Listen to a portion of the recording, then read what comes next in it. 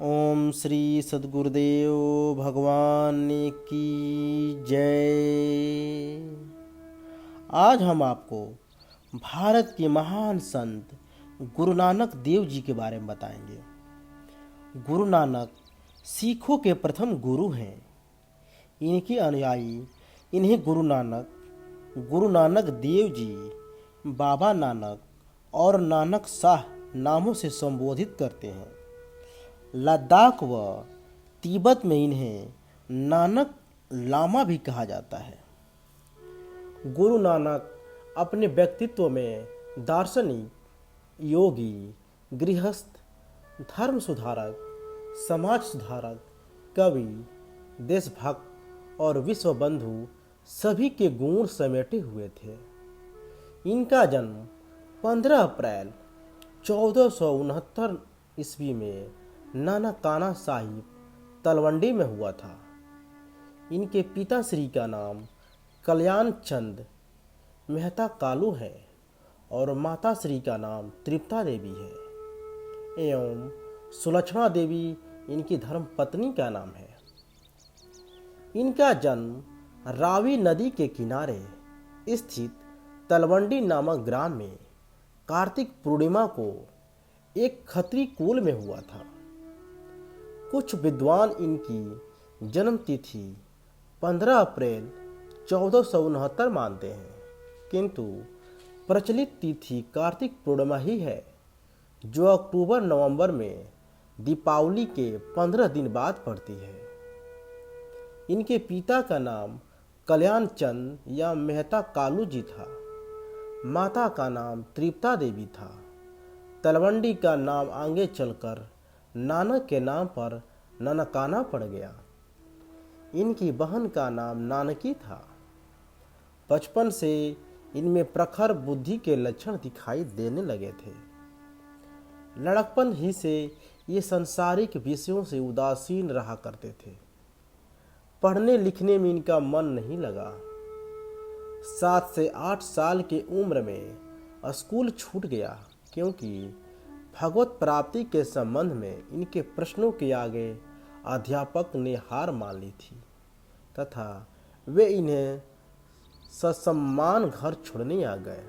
तत्पश्चात सारा समय वे आध्यात्मिक चिंतन और सत्संग में व्यतीत करने लगे। बचपन के समय में कई चमत्कारी घटनाएं घटी, जिन्हें देखकर गांव के लोग इन्हें दिव्य व्यक्तित्व मानने लगे थे। बचपन के समय से ही इनमें श्रद्धा रखने वालों में इनकी बहन नानकी तथा गांव के शासक राय बुलार प्रमुख थे। अपने बाल्यकाल में ही श्री गुरु नानक जी ने कई प्रादेशिक भाषाएं सीखा, जैसे फारसी और अरबी। उनका विवाह वर्ष 1487 में हुआ और उनके 2 पुत्र भी हुए, एक वर्ष 1491 में और दूसरा 1496 में। वर्ष 1485 में अपने भैया और भाभी के कहने पर उन्होंने दौलत खान लोधी के स्टोर में अधिकारी के रूप में नियुक्ति ली, जो कि सुल्तानपुर में मुसलमानों का शासक था। वहीं पर उनकी मुलाकात एक मुस्लिम कवि के साथ हुई, जिसका नाम था मिरासी। गुरु नानक जी ने अपने मिशन की शुरुआत मर्दाना के साथ मिल के किया। अपने इस संदेश के साथ साथ उन्होंने कमजोर लोगों के मदद के लिए जोरदार प्रचार किया। इसके साथ उन्होंने जाति भेद, मूर्ति पूजा और छद्म धार्मिक विश्वासों के खिलाफ प्रचार किया। उन्होंने अपने सिद्धांतों और नियमों के प्रचार के लिए अपने घर तक को छोड़ दिया और एक सन्यासी के रूप में रहने लगे। उन्होंने हिंदू और मुसलमान दोनों धर्मों के विचारों को सम्मिलित करके एक नए धर्म की स्थापना की, जो बाद में सिख धर्म के नाम से जाना गया। वे हिंदू और मुस्लिम एकता के भारी समर्थक थे। धार्मिक सद्भाव की स्थापना के लिए उन्होंने सभी तीर्थों की यात्राएं की और सभी धर्मों के लोगों को अपना शिष्य बनाया। उन्होंने हिंदू धर्म और मुस्लिम इस्लाम दोनों की मूल एवं सर्वोत्तम शिक्षाओं को सम्मिश्रित करके एक नए धर्म की स्थापना की, जिसके मूलाधार थे प्रेम और समानता। यही बाद में सिख धर्म कहलाया। भारत में अपने ज्ञान के ज्योति जलाने के बाद उन्होंने मक्का मदीना की यात्रा की और वहां के निवासी भी उनसे अत्यंत प्रभावित हुए। 25 वर्ष के भ्रमण के पश्चात नानक करतारपुर में बस गए और वहीं रहकर उपदेश देने लगे। उनकी वाणी आज भी गुरु ग्रंथ साहिब में संग्रहित है।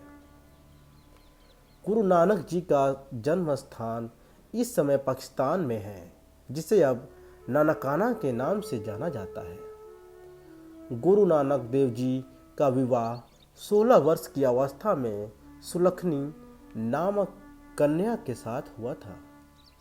नानक जी ने वर्ष 1507 में अपने परिवार का भार अपने ससुर के ऊपर छोड़कर यात्रा के लिए निकल गए। जब नानक जी यात्रा के लिए निकले तब उनके साथ उनके 4 साथी मर्दाना, लहना, बाला और रामदास भी उनके साथ यात्रा के लिए निकले गए थे। इसके बाद 1521 ईस्वी तक नानक देव जी ने 3 यात्रा चक्र पूरे किए, जिसमें भारत, अफगानिस्तान, फारस और अरब के मुख्य स्थानों का भ्रमण किया। गुरु नानक देव जी ने इन यात्राओं को पंजाबी में गुरु कहा जाता है। बचपन से ही गुरु नानक देव जी ने आध्यात्मिक विवेक और विचारशील जैसी कई खूबियां मौजूद थीं। उन्होंने 7 साल की उम्र में ही हिंदी और संस्कृत सीख ली थी। 16 साल की उम्र तक आते आते वो अपने आसपास के राज्यों में सबसे ज़्यादा पढ़े लिखे और जानकार बन चुके थे। इस्लाम, ईसाई धर्म और यहूदी धर्म के शास्त्रों के बारे में भी नानक जी को जानकारी थी। नानक देव जी की दी हुई शिक्षाएं गुरु ग्रंथ साहिब में मौजूद हैं।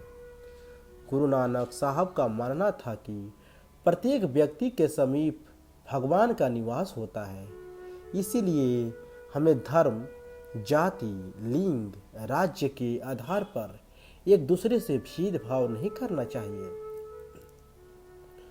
उन्होंने बताया कि सेवा, अर्पण, कीर्तन, सत्संग और एक सर्वशक्तिमान परमेश्वर ही सिख धर्म की बुनियादी धारणाएं हैं। नानक जी ने समझाया, जिसका कोई नहीं होता उसका ईश्वर होता है, जो हमें जन्म दे सकता है वो पाल भी सकता है। किस बात का गुरूर है, किस बात का घमंड? तुम्हारा कुछ नहीं है, सब कुछ यहीं रह जाएगा। तुम खाली हाथ आए थे, खाली हाथ ही जाओगे। अगर तुम दुनिया के लिए कुछ करके जाओगे तो मर कर भी लोगों के दिलों में जिंदा रहोगे। गुरु नानक देव जी जब लगभग 5 वर्ष के हुए तब पिता ने एक मौलवी के पास पढ़ने के लिए भेजा। मौलवी उनके चेहरे का नूर देखकर हैरान रह गया। जब उसने गुरु नानक देव जी की पट्टी पर ओम लिखा तब उसी क्षण उन्होंने 1 ओम लिखकर संदेश दे दिया कि ईश्वर एक है और हम सब उस एक पिता की संतान है। मौलवी उनके पिता कालू जी के पास जाकर बोला कि उनका पुत्र तो एक अल्लाही नूर है, उसको वह क्या पढ़ाएगा? वह तो स्वयं समस्त संसार को ज्ञान देगा।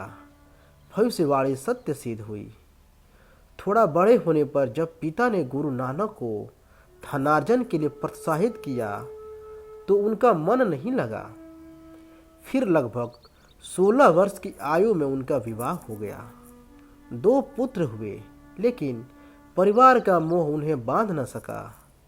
जिस उद्देश्य के लिए उन्होंने अवतार लिया था उसकी पूर्ति हेतु निकल पड़े घर से और साथ चले उनके 2 साथी, पहला बाला और दूसरा मर्दाना। मर्दाना मुस्लिम था।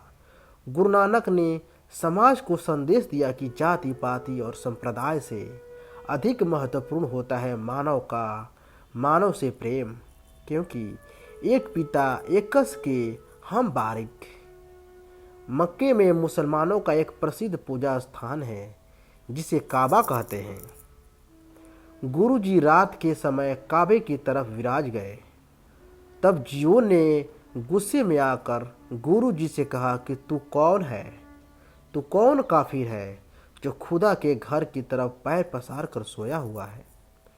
गुरु जी ने बड़ी प्रसन्नता से नम्रता के साथ कहा, मैं यहाँ सारे दिन के सफ़र से थक कर लेटा हूँ। मुझे नहीं मालूम कि खुदा का घर किधर है। तू हमारे पैर पकड़कर उधर कर दे जिधर खुदा का घर नहीं है। यह बात सुनकर जियो ने बड़े गुस्से में आकर गुरु जी के चरणों को घसीटकर दूसरी ओर कर दिया, और जब चरणों को छोड़कर देखा तो उसे काबा भी उसी तरफ ही नजर आने लगा। इस प्रकार उसने जब फिर चरण दूसरी तरफ किए तो काबा उसी और ही घूमते नजर आ गया। जियो ने जब यह देखा कि काबा इनके चरणों के साथ ही घूम जाता है तो उसने यह बात हाजी और मौलानों को बताई, जिससे बहुत सारे लोग वहां एकत्रित हो गए। गुरु जी के इस कौतक को देखकर सभी दंग रह गए और गुरु जी के चरणों पर गिर पड़े। गुरु जी ने उन्होंने सभी को माफ़ी भी दी। जब गुरु जी ने वहाँ से चलने की तैयारी की तो काबे के पीरों ने विनती करके गुरु जी की एक खड़ाऊ निशाने के रूप में अपने पास रख लिया।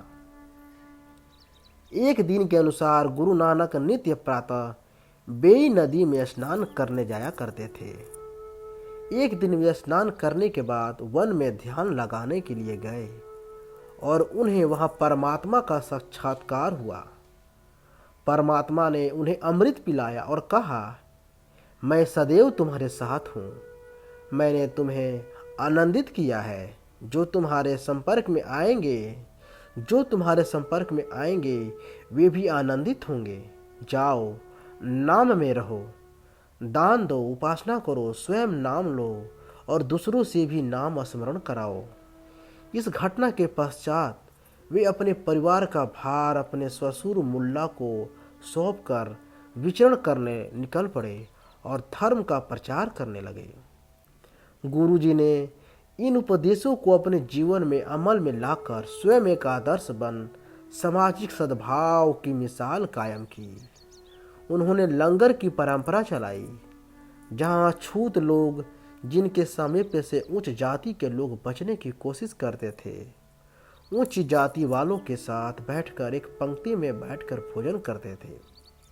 आज भी सभी गुरुद्वारों में गुरु जी द्वारा शुरू की गई यह लंगर परंपरा कायम है। लंगर में बिना किसी भेदभाव के संगत सेवा करती है। इस जातिगत वैमनस्यता को खत्म करने के लिए गुरु जी ने संगत परंपरा शुरू की। हरिओम तत्सत।